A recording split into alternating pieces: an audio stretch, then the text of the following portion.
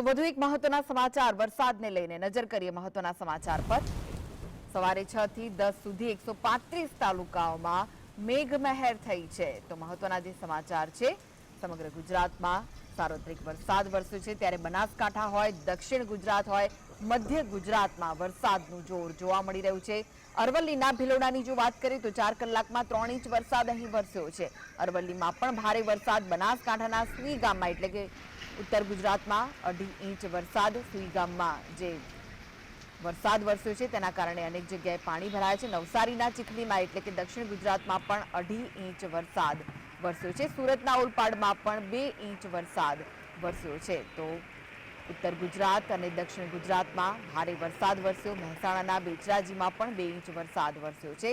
એટલે હવે ઉત્તર ગુજરાતમાં પણ મેઘરાજા મહેરબાની કરી રહ્યા છે, મહેર વરસાવી રહ્યા છે। ત્યારે દક્ષિણ ગુજરાતના નવસારીના ખેરગામમાં 2 ઇંચ વરસાદ વરસ્યો છે। ડાંગના વઘઈની જો વાત કરીએ તો વઘઈ તાલુકામાં 4 કલાકમાં 2 ઇંચ વરસાદ વરસ્યો છે। સમગ્ર ગુજરાતમાં વરસાદ વરસી રહ્યો છે, જળબંબાકાર થઈ રહ્યું છે ગુજરાત। ત્યારે સાબરકાંઠાના તલોદમાં પણ 1.5 ઇંચ વરસાદ વરસ્યો છે। નવસારીના વાસંદાની જો વાત કરવામાં આવે તો સરેરાશ 1.5 ઇંચ વરસાદ વાસંદામાં વરસ્યો છે, જેના કારણે વાતાવરણમાં ઠંડક પ્રસરી છે। તો તાપીમાં પણ ડોલવણમાં 1.5 ઇંચ વરસાદ વરસ્યો છે। દક્ષિણ ગુજરાતને છેલ્લા કેટલાક દિવસથી મેઘરાજા ગમરોડી રહ્યા છે, ત્યારે અન્ય 125 તાલુકાઓમાં 1 ઇંચ સુધીનો વરસાદ નોંધાયો છે।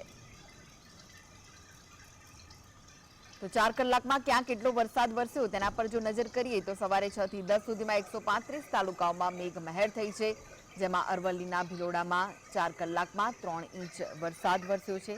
બનાસકાંઠાના સુઈ ગામમાં 2.5 ઇંચ જેટલો વરસાદ નોંધાયો છે।